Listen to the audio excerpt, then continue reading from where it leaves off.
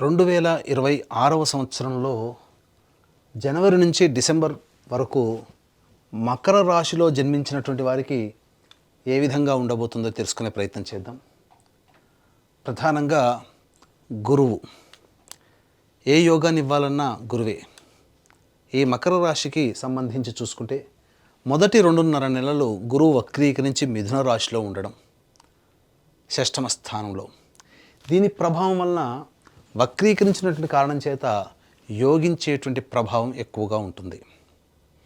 అంటే ఏ వాటి మీద ప్రభావం అనంటే ప్రధానంగా ఉన్నత విద్యకు సంబంధించి చేసే ప్రయత్నం, విద్యకి సంబంధించి ప్రయత్నము, విదేశీయానానికి సంబంధించి చేసే ప్రయత్నము, ఏ పని చేసినా ఆ ఫలితంలో లాభాన్ని పొందడం, ఇవన్నీ కూడా యోగిస్తాయి. ముఖ్యంగా పేరు ప్రఖ్యాతులు పెరుగుతాయి. చేసే ప్రతి పని 10 మందికి నచ్చుతుంది.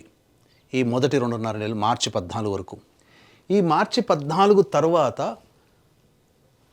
మే 31వ తారీఖు వరకు రుజుమార్గంలో గురువు ఈ మిథున రాశిలో సంచారం చేస్తున్నటువంటి కారణం చేత ఆర్థికపరమైనటువంటి సమస్యలు, రుణ బాధలు పెరగడం, అలాగే మీ దగ్గర తీసుకున్న డబ్బులు చెల్లించలేకపోవడం, లేదా మీరు ఇతరుల దగ్గర డబ్బు తీసుకోవాల్సినటువంటి పరిస్థితి రావడం, ఇవన్నీ జరుగుతాయి.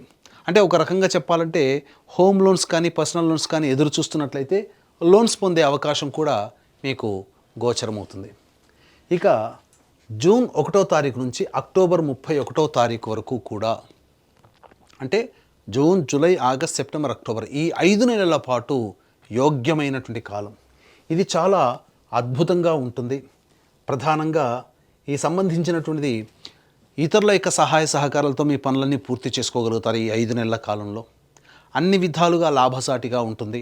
ధనపరమైనటువంటి సమస్యలు తీరుతాయి, రుణబాధలు నివృత్తి అవుతాయి, రాని బాకీలు వసూలవుతాయి. ఆఖరి 2 నెలలు మాత్రం అనుకూలంగా ఉండదు. ఇది గమనించుకోండి. తర్వాత ఈ గురువు యొక్క అనుగ్రహం వలన దాదాపుగా ఒక 4.5 నెలల పాటు అనుకూలంగా లేని సమయం, మిగతా సమయం అంతా కూడా అనుకూలంగా ఉంటుంది. అంటే దాదాపుగా ఈ గురువు మీకు ఒక 60-40% యోగిస్తాడు. 60% యోగించడం, 40% అవయోగం చేయడం.